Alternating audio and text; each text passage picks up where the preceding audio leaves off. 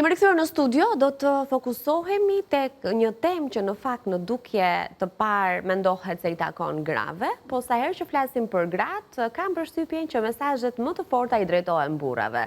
Ashtu është, e ftuara që kam në studio e konfirmon, ajo është analiste e çështjeve sociale, barazisë gjinore gjithashtu, në të cilat tematika nuk lodhet asnjëherë të jetë prezente në media, por edhe në të tjera, zonja Rajna Kovaçik, najsit ju kem këtu.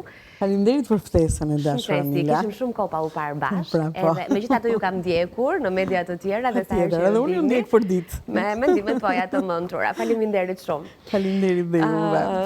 E konfirmuat më një herë sapo më thash që tema që na duket sikur i flasim grave në fakt drejtimin. Po jeta është burrat dhe gratë, nuk mund të jenë vetëm gratë. Kështu që nuk ndahen. Por aty ku ka barazi gjinore, shoqëria është më e qetë, më e shëndetshme, më mirë nga ana ekonomike, nga ana kulturore, shëndetësore, edukative, fëmijët kanë, si thua, harmoni në familje. Domethënë është gjithçka shumë e mirë, sepse këto shoqëritë që janë përpara nesh, që kanë arritur një farë barazie gjinore, duket që demokracia është më e shëndetshme, është më e fortë, është më e ndërtuar bukur, si të thuash. Megjithse shefi OKB-s, Guterres, thotë që një barazi gjinore do 200 vjet të arrihet, ose 300 vjet e shumta. Ai na thmeron në fakt. Megjithatë, ai e njeh realitetin në shkallë botërore më mirë se ne dhe prandaj ka dalë në atë përfundim. Kështu që është një cikël në një farë mënyre që do kohën e vet të pjekurisë dhe ne të mos pretendojmë të kërkojmë gjërat sot për nesër. Megjithatë, edhe nëse ne e përkthejmë në këtë shoqërinë tonë shqiptare, gjërat kanë një lloj përmirësimi, apo jo? Me një luftë të madhe, por ka një ndryshim që ndihet në shumë pozicione edhe role të gruas sot, si brenda familjes ashtu edhe jashtë. Kur themi fjalën komplot, me njerë fillon edhe intrigon pak ideja. Kështu që ndalojmë pak tek një ndër botimet që ne kemi në duar, komploti botëror kundër grave. Është një shkrimtare që quhet Azora Rajs, ajo është një emër si thua darte, Lozanova e ka emrin, është një shkrimtare bullgare. Unë nga që kam lidhje me Bullgarinë, sa që shkoj mikeshat e mia më, si thua, më tregojnë e din atë dëshirën time që kanë dhe atë piksynimi, si thua, që kam pasur në gjithë jetën time kur kam punuar për barazinë gjinore, për të drejtat e grave, dhe më tregojnë të libra të tillë të cilët kanë interes për mua dhe për shoqërinë shqiptare. Kjo vajza që e ka shkruar librin ka një histori shumë të veçantë.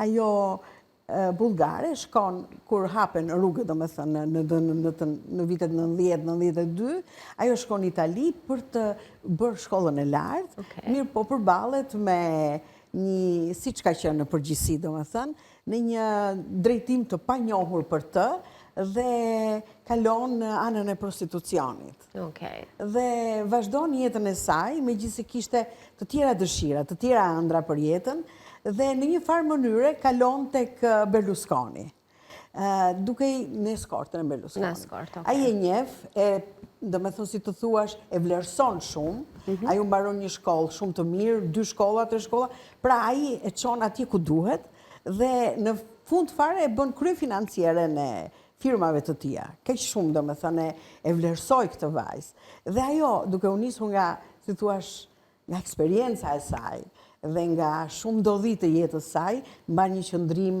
shumë të mirë për familjen, gjithmonë e lufton në një farë mënyrë prostitucionin, jep rëndësinë e mamas, babaj dhe fëmis, tregon që këto drejtimet e tjera të LDK-s kanë sa më pak, si thuash, nuk kanë vlera aq të mëdha, kanë më shumë humbje njerëzit dhe i argumenton shumë bukur pa i ofenduar dhe pa i prekur njerëzit me drejtime të ndryshme. Dhe kur thot komploti tregon për gruan se si në çfarë shkallësh historike ka kaluar, patriarkal, matriarkati, ku kanë qenë kthesat e saj, shkruan shumë bukur për Nën Terezën, shkruan për Freudin, për mendime të ndryshme, si thuash, filozofike, që kanë lidhje me gruan dhe domethënë mos të themi që gratë kanë fituar shumë të drejta, se në fakt nuk janë ashtu si thuan. Sepse ka mungesa në pagesën, në vitet e punës, është gjithmonë më pak e vlerësuar, megjithse mundohet më shumë, mëson më shumë, domethënë, eksperimenton me veten e saj, megjithse është një zonjë shtëpie, një nën, pavarësisht ajo mundohet që mos të jetë mbrapa burit të saj. Megjithatë, kjo ngre edhe një pyetje, përse duhet neve kaq shumë t'i mundojmë gratë? Përse duhet lodhemi në shkretat kaq shumë?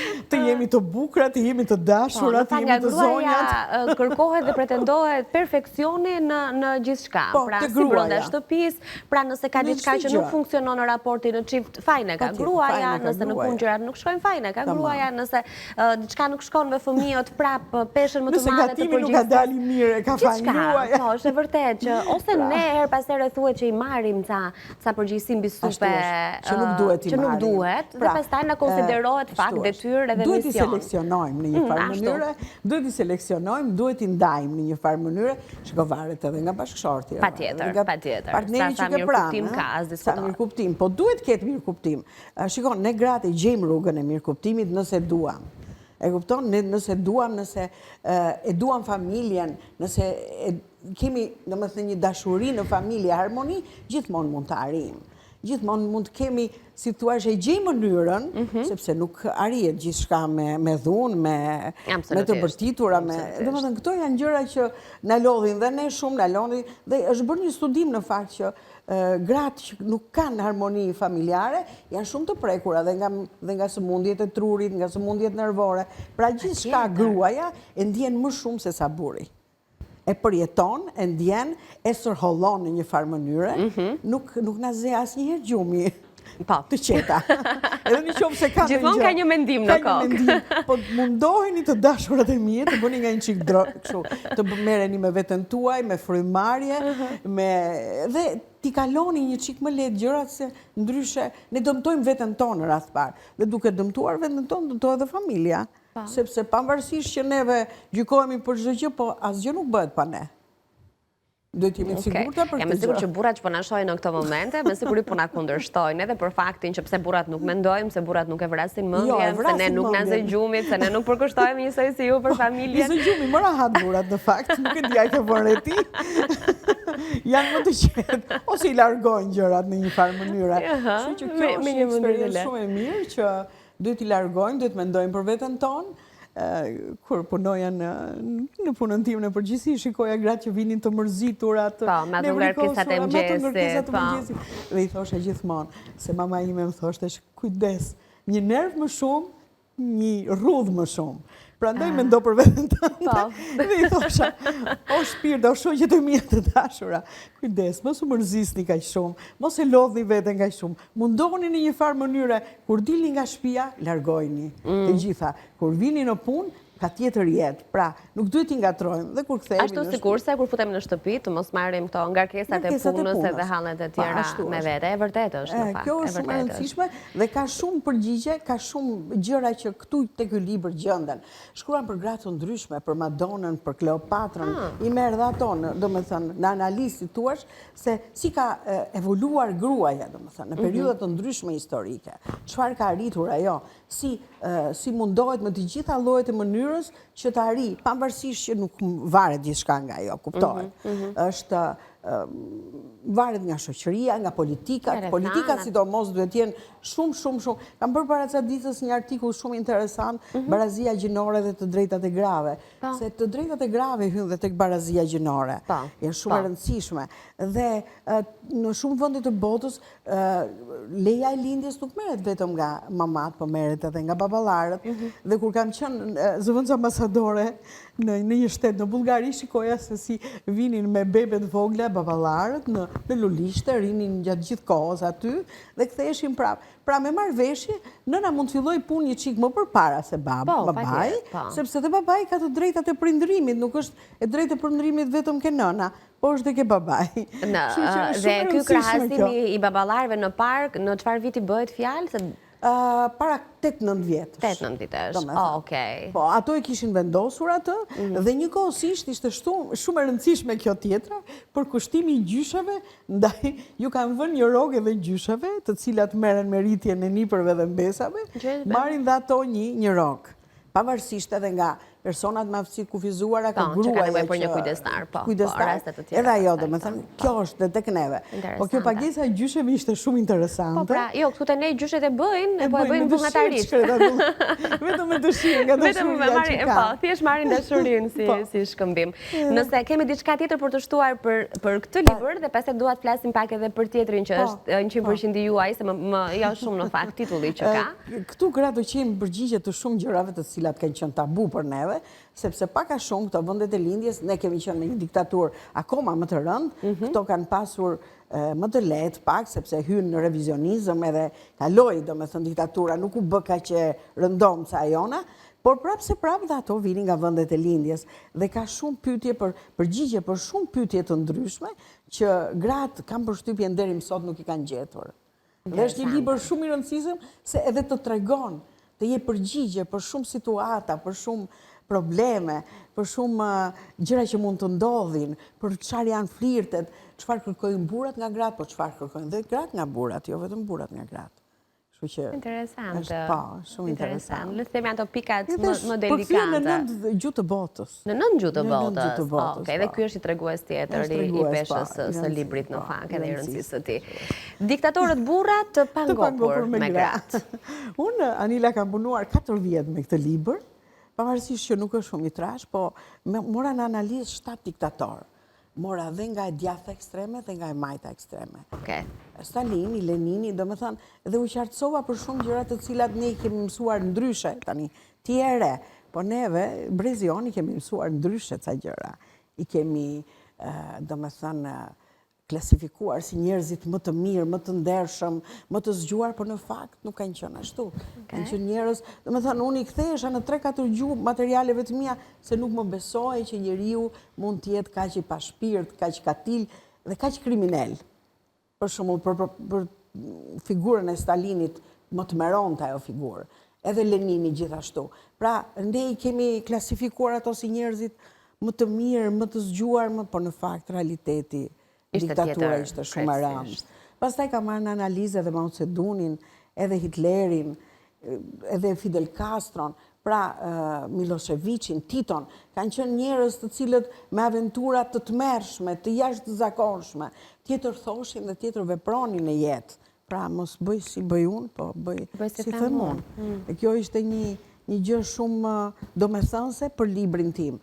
Dhe aventurat e tyre dhe si thua kriminaliteti i tyre ishte i tmerrshëm.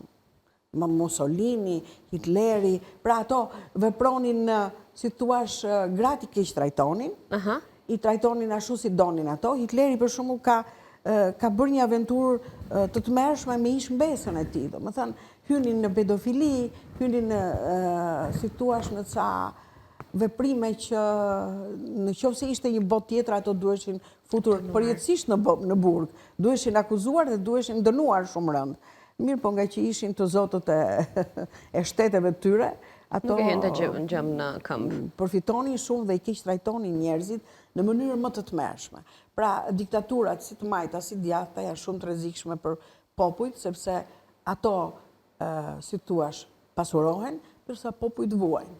Vuajnë derisa i kanë fituar, do me thënë, të drejtat e tyre me shumë luftë, me revolucione, Pra, 6 diktator, më tha? 7 diktator në të njëjtin botim. Dhe të pangop. Pra, përtej karakteristikave të tjera të ngjashme që besoj kanë me njëri tjetrin, të tillë kanë edhe raportin me gjininë femërore, domethënë duket e vështirë dhe e pamundur që një diktator ashtu i ashpër, pse jo edhe i pa shpirt e tjerë, të paktën përpara dashurisë për një grua mund të zbutej edhe mund të kishte një raport normal. Dashuria e tyre është shumë e veçantë. Domethënë edhe këtu dashurojnë ndryshe. Dashurojnë ndryshe. Vërtet. Po. Për shembull, më kujtohet ka pas që të dashur Stalini dhe domethënë kanë arritur këto shoqëritë e huaja që ta pranojnë. Për shembull, edhe në Rusi që ka qenë një diktaturë shumë e rëndë, ajo deli thot po kam qenë dashur e Stalinit. Ndërsa këtu tek ne nuk ka dalë asnjë grua që të thot për shembull kam qenë dashura e Enverit ose e dashur. Domethënë ne ndërkohë janë përfolur gra janë përfolur, po vetëm përfolur. E kupton? A janë të vërteta, si janë të vërteta gjërat, akoma nuk dihet, pyetje e madhe është. Ndërsa bota jashtë e thot, kjo më pëlqen, domethënë. Edhe ky Berlusconi s'ka thënë ndonjëherë kam qenë buri ndershëm, kam qenë buri mirë. E ka thënë unë ky kam qenë dhe ky jam, domethënë deri në fund të jetës. Pra, dhe atje në Bashkimin Sovjetik ka pas një balerinë, një pianiste që ai jepte, domethënë, sepse kjo ka qenë medalje pafund, dekorata pafund, por ama e ndihmonte edhe nga ana ekonomike, kur njerëzit nuk kishin çfarë të hanin, ajo ishte e një jetë privilegjuar, deri në një farë mënyre, derisa pastaj u çmon dhe vrau veten. Pra, fundi këtyre ka qenë i tmerrshëm. Për shembull Eva Braun, e Hitlerit, gruaja e Hitlerit, disa herë ka dashur ta vrasi veten dhe e kanë shpëtuar në një farë mënyre. Pra, kjo tregonte që jeta e tyre ka qenë shumë e vështirë. Në pamje duke si kur ishin mizotronin burat e tyre, po në fakt... Dhe në fakt, kur dalin detajet të jetës personale, qofë raportet me ishte dashurat, me partneret, po edhe brenda familjes, ky është treguesi kryesor në fakt i karakterit të një njeriu, sepse në dalje, në konferenca, në dalje publike etj. Të gjithë bëjnë si burra e gratë të mira, po ndërkohë brenda aty rrethit të ngushtë, aty njeriu është vetvetja dhe aty nuk bën dot asi drejtuesin e shtetit etj. Megjithatë, kjo është një ndër arsyet pse enveri nuk e kemi tek diktatorët, sepse nuk ka diçka të shpallur me zë të lartë, janë të gjitha në rang thashë themesh, apo nuk doni të hapni debate? Jo, unë kam pasur dëshirë në një farë mënyre, po nuk e kam thënë asgjë kundi, po e them këtu tek juve. Kam pasur një, si thuash, një presion. Okej. Për ta, shiko, ka disa vjetë që ka dalë librim. Unë e kam ribotuar, sepse ishte shumë interesant dhe fluturoj si libër, do më thënë. Vërtet është shumë interesant. Po, shumë interesant. Të dy janë shumë libra interesante, vërtet. Dhe unë kam pasur një farë presioni. Dhe si të thuash, më merri në telefon pa fund, më thoshin nuk është e vërtet për Stalinin, për Leninin.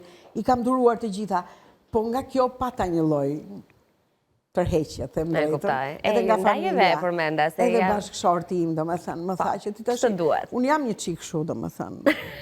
Jam e guximshme, jam femër që nuk kam frikollaj, nuk friksohem nga asnjë gjë. Deri më sot nuk kam i friksuar, megjithëse më ka lindur dëshira për ta bërë duke pasur dhe nënën e huaj. Mamaja ime ka hequr shumë në atë kohë.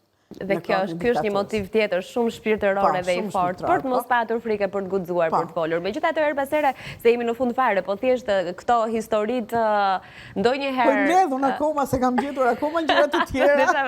Nuk ri pa hulumtuar. Thjesht mund të thuash janë veshur artistikisht edhe kështu shpëton pak nga. Jam një njeri që nuk bindem kollaj dhe i kërkoja në 3-4 gjuhë pa marrë, më thoshte Ramona po ti mjaft, po ju mund duhet bindem.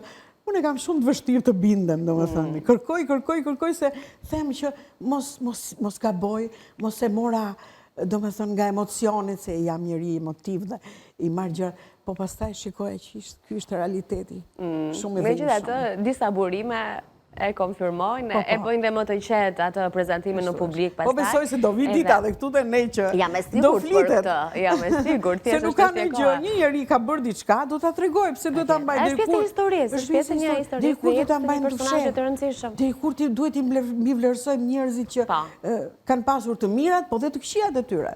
Kjo është historia jonë. Fiks, tamam. Nuk i fshejmë dot. Kënaqësi si gjithmonë t'ju kem përballë. Ju pres në studio me shumë dashuri për çdo temë. Faleminderit. Ju ndjek për ditë. Faleminderit. Gjithë të mirat, jeni shumë të mirat të dy me Katerinën. Faleminderit. Dhe suksese. Mirëarshi në studio, ju pres gjithmonë me shumë dashuri. Faleminderit. Kjo ishte Vila për sot. Ditë bukur të keni në vazhdim. Nesër në orën 9 nisim një tjetër transmetim të drejtë për drejtë live në News 24. Ditë të këndshme. Rishihemi nesër.